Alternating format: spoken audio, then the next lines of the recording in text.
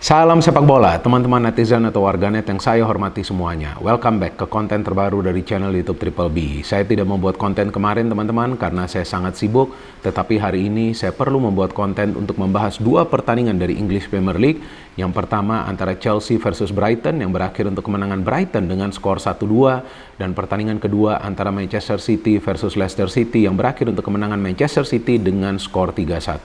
Dengan kemenangan ini berarti Brighton untuk sementara berada di peringkat nomor 7 dan Manchester City masih berada di peringkat nomor 2, tetapi selisih poin mereka dengan Arsenal sekarang adalah 3 poin. Pertama-tama saya ingin memberikan analisa dari pertandingan antara Chelsea versus Brighton yang seperti kita ketahui adalah pertandingan yang penting bagi Chelsea karena sebelum pertandingan ini dalam 4 pertandingan terakhir Chelsea tidak bisa meraih kemenangan di English Premier League, dan sebelum pertandingan ini juga mereka kalah lawan Real Madrid di babak perempat final leg pertama Liga Champions ketika bermain di Spanyol dengan skor 2-0. Artinya ini adalah momen bagi Chelsea untuk bangkit.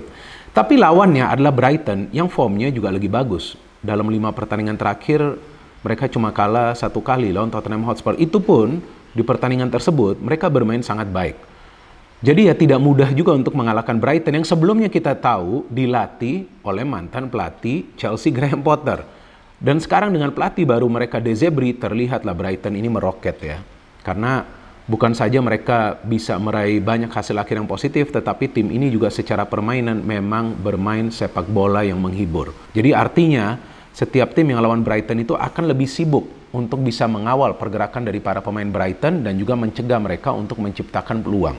Maka itu di pertandingan ini terlihat jelas bahwa pertandingan berjalan berat sebelah.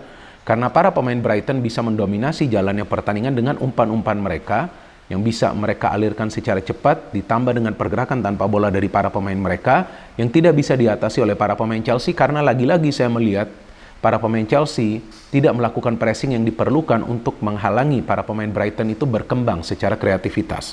Jadi saya melihat permainan Chelsea ini mirip seperti yang mereka tunjukkan ketika mereka lawan Real Madrid di Bernabeu. Saya tidak melihat ada pressing dari para pemain Chelsea sehingga para pemain Brighton itu begitu mudah bisa membangun sebuah proses serangan untuk menciptakan peluang demi peluang. Dan mereka bisa menciptakan total 11 peluang emas. Padahal ini bermainnya di Chelsea loh. Jadi saya pikir Chelsea sekarang berada dalam krisis kepercayaan diri dari para pemain mereka. Tampak jelas para pemain mereka tuh gak confident. Dan kalau yang mau disalahkan, ya saya pikir gak bisa disalahkan juga pelatih Frank Lampard yang baru saja gabung. Atau pelatih sebelumnya, Bruno Saltor, atau juga sebelumnya lagi Graham Potter, atau juga sebelumnya lagi Thomas Tuchel, karena semua pelatih ini sebetulnya tidak diberikan waktu yang cukup dari manajemen. Kalau Bruno Saltor ini kan hanya sementara ya, caretaker ya, sampai ada pelatih lain yang masuk. Jadi kalau mau disalahkan ya salahkan manajemen dari Chelsea. Karena mereka yang pertama beli banyak sekali pemain yang sebetulnya ya kalau kita berpikir secara positif, ya ini bagus nih beli banyak pemain yang bagus juga. Tapi pemain-pemain yang bagus dan banyak ini kan membutuhkan waktu untuk nyetel sebagai satu unit. Artinya dibutuhkan satu pelatih aja. Jangan gonta-ganti pelatih terus. Pelatihnya sekarang ini sudah 4 yang melatih Chelsea ya, kan tadi sudah saya katakan nama-namanya. Bisa juga nanti ada tambahan pelatih baru loh sebelum akhir musim ini.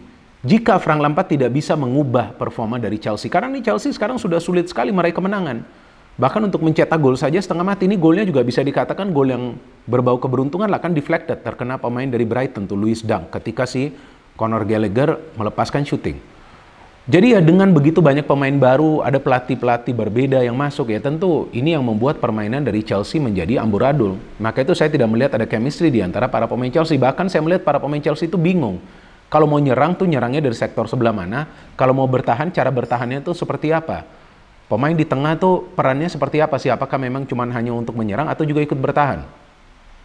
Sehingga yang kita melihat bahwa Chelsea tidak punya balance of play, mereka tidak punya keseimbangan dalam proses membangun serangan dan juga bertahan. Maka itu para pemain Brighton begitu mudah menyerang.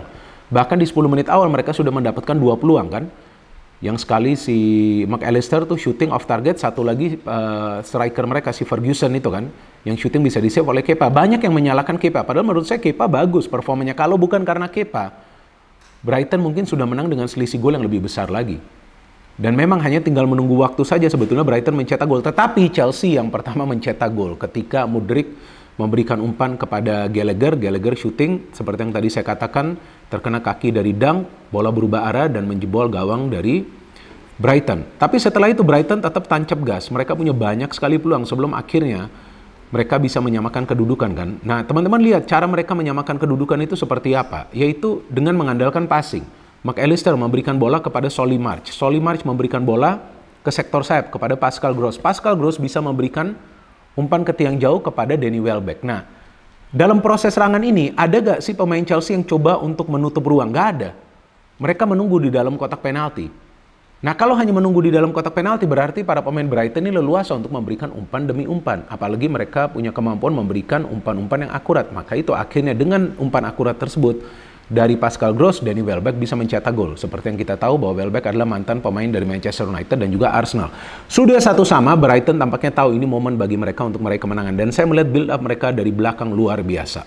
Mereka memproses dulu sebuah permainan, perlahan-lahan menyerang, passing, bisa switching play dari kiri ke kanan, balik ke tengah. Pergerakan tanpa bola dari para pemainnya rapi, chemistry-nya sudah kelihatan banget. Dan akhirnya ketika ada beberapa pergantian pemain yang dilakukan oleh Lampard di babak kedua, itu makin membuat chemistry dari para pemain Chelsea itu gak kelihatan. Tampaklah mereka gak bermain sebagai satu unit. Sebelum akhirnya Brighton bisa mencetak gol, ada gol dari Enciso kan, ini pemain pengganti yang sebelumnya juga hampir mencetak gol ketika ada kesalahan kan. Antara James dan juga Chalobah tuh kalau nggak salah. Saya nggak ngerti Chalobah juga buat apa sih dimainin, kacau banget nih pemain sekarang ya. Dulu waktu di bawah Thomas Tuchel bagus dia ketika bermain sebagai center back. Di pertandingan ini dia sempat dimainkan sebagai fullback sebelah kanan. Hampir itu Enciso mencetak gol kan, yang terkena tiang. Sebelum akhirnya dia bisa mencetak gol dari jarak jauh untuk bisa membawa Brighton meraih kemenangan. Dan seperti yang saya katakan tadi, seharusnya Brighton bisa menang dengan selisih gol lebih banyak karena ya mereka mendapatkan banyak peluang, tetapi form dari Kepa lumayan bagus, dia bisa melakukan banyak sekali save, dan Chelsea hanya kembali mendapatkan satu peluang lagi dari Mudryk yang berbahaya ketika dia syuting bisa diblok oleh penjaga gawang dari Brighton. Jadi saya pikir layaklah Brighton menang, dan Chelsea, waduh nih sekarang sudah masuk dalam krisis ya, dan saya melihat nih nanti match lawan Real Madrid, ya mereka harus berhati-hati ya. Artinya jangan sampailah mereka bermain seperti ini. Jadi dalam 2 pertandingan terakhir saya tidak melihat ada pola permainan dari Chelsea. Mungkin karena pelatihnya Lampard baru saja bergabung, tapi saya juga tidak melihat ada kekompakan di antara para pemain Chelsea. Tampaknya mereka hanya menunggu bola saja di belakang. Saya tidak melihat mereka coba untuk mengejar bola. Saya tidak melihat mereka coba untuk bermain passing dengan baik, melakukan pergerakan tanpa bola. Dalam 2 pertandingan terakhir ini tampak jelas permainan dari Chelsea amburadul. Dan sekarang saya ingin membahas pertandingan kedua antara Manchester City versus Leicester. Saya siaran pertandingan ini kan teman-teman di SCTV kemarin malam, dan saya jelaskan. Ya sebetulnya kalau mau kalahkan City bisa saja. Yang penting pemain-pemain dari tim lawan itu tidak melakukan kesalahan, disiplin bertahan, dan harus berani merancang sebuah counter attack yang rapi. Jadi jangan cuma bertahan. Nah memang Leicester ini untuk sementara berada di zona degradasi, tapi kan ya gak bisa diremehkan juga. Biasanya tim-tim yang berada di zona degradasi jelang akhir musim akan bermain all out. Jadi kuncinya bagi City, mereka tidak boleh menganggap remeh Leicester. Dan kuncinya bagi Leicester, mereka harus bertahan dengan solid, jangan melakukan kesalahan, dan harus pintar merancang sebuah counter attack. But the problem for Leicester is mereka berhadapan dengan tim yang sedang on fire. Sebelum pertandingan ini saja teman-teman, City selalu menang di 9 pertandingan terakhir mereka, total mencetak 34 gol dan hanya kemasukan 3 gol. Artinya ini semacam misi mustahil bagi Leicester untuk menahan City di Etihad Stadium, apalagi meraih kemenangan. Tapi kan gak ada salahnya untuk mencoba. Nah saya melihat para pemain Leicester itu bermain mengandalkan low block, jadi bertahan cukup ke dalam. Namun sangat disayangkan tidak ada pemain Leicester yang bisa memfilter serangan dari City di lini tengah, sehingga itu yang membuat para pemain City bergerak secara leluasa. Apalagi di pertandingan ini Pep menurunkan banyak sekali pemain yang kreatif dan juga ofensif, seperti yang saya jelaskan juga ketika saya siaran. Jadi dengan menurunkan banyak pemain yang ofensif dan kreatif di tengah, seperti Grealish, Bernardo Silva, Kevin De Bruyne, dan juga Mahrez, tentu opsinya lebih banyak dalam membangun serangan dan juga akan lebih mudah memberikan bola kepada Erling Haaland. Dan memang itu yang terjadi. Mereka terus-menerus membangun serangan sebelum akhirnya mereka bisa mencetak gol dari sebuah scrimmage. John Stones, what a goal. Bagus sekali, cakep ini. Tendangan volley. Dan pemain ini sejak dimainkan sebagai gelandang bertahan cukup baik performanya.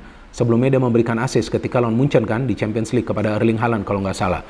Setelah 1-0 nggak mungkin City diam. Seperti yang saya jelaskan, ini kemungkinan Pep ingin timnya mencetak sebanyak mungkin gol di babak pertama, kemudian di babak kedua dia akan melakukan pergantian pemain untuk menjaga kebugaran dari para pemain.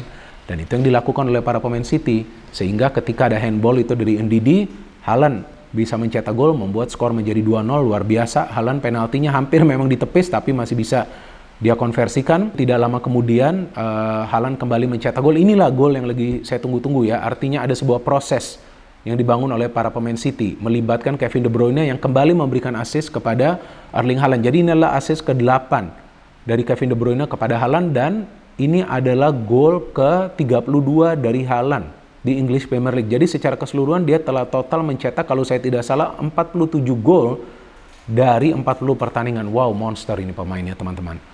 Dan setelah unggul 3-0 terlihatlah para pemain City mulai menurunkan tempo permainan, ya kan selisihnya sudah cukup jauh ya. Nah di babak kedua memang ada beberapa pergantian pemain yang dilakukan oleh pelatih dari Leicester, Dean Smith, yang membuat permainan dari Leicester sedikit tajam di depan. Dan juga ini diimbangi dengan pergantian pemain yang dilakukan oleh Pep Guardiola, memainkan banyak pemain-pemain yang jarang mendapatkan kesempatan bermain sebagai starter dari bangku cadangan. Itu yang membuat permainan dari City sedikit banyak terlihat terganggu ya, artinya nggak seperti di babak pertama. Dan itu nggak masalah. Yang penting mereka bisa menjaga momentum saja, ball possession tetap di mereka. Walaupun Leicester coba untuk counter. Dan Mahrez tuh hampir mencetak gol ya, seharusnya dia cetak gol itu bisa di-save. Dan mereka juga menciptakan peluang nih para pemain Leicester. Dari Pride pertama, yang dia sudah mendapatkan umpan tuh bagus tuh, sayang syutingnya lemah, bisa di-save Ederson. Kemudian mereka bisa mencetak gol dari situasi rebound dari Iheanacho, membuat skor menjadi 3-1. Dan mereka hampir saja kemudian mencetak gol dari Maddison kan, yang ada kesalahan dari Diaz, bisa di-save oleh Ederson, dan kemudian ada shooting dari Iheanacho yang terkena tiang. Sangat disayangkan bahwa para pemain Leicester tidak bisa memanfaatkan sejumlah peluang yang mereka dapat di babak kedua, tapi mereka juga bisa mendapatkan peluang-peluang tersebut karena Pep telah menarik banyak pemain inti yang sebelumnya bermain di babak pertama yang mendominasi jalannya pertandingan. So this is a good win for Manchester City. Saya sebagai fan dari Arsenal jadi deg-degan karena saya melihat City ini sebagai tim yang untuk sementara ini tidak bisa dibendung, artinya tim ini dengan begitu mudah bisa meraih kemenangan. Nah, saya pikir ya sekarang pressure-nya berada di Arsenal ya, mereka harus menang lawan West Ham, dan itu juga tentu tidak mudah karena itu adalah pertandingan London Derby. Ya kita tunggu saja nanti pertandingan antara West Ham versus Arsenal, dan juga kita tunggu apakah Chelsea bisa bangkit gak nih, karena nih saya lihat Chelsea main seperti ini ya, walaupun saya bukan fan Chelsea, agak concern juga ya, agak prihatin juga, karena ini kan sebenarnya tim dengan materi pemain yang bagus ya. Kalau mainnya seperti ini terus, ya tentu nanti mereka akan semakin sulit lah untuk bisa mendapatkan momentum dan menjaga posisi mereka di klasemen. Bisa juga nanti mereka mengakhiri musim kompetisi ini dengan berada di zona papan bawah loh teman-teman. Dan musim depan siapa pelatihnya? Nah ini masih misteri juga. Jadi yang diperlukan nih pelatih, pemain-pemainnya udah bagus, pelatih ini harus yang benar. Dan juga jangan dengan mudah gonta-ganti pelatih ya, ini kan bukan game. No hate, no politics, only football. Salam sepak bola.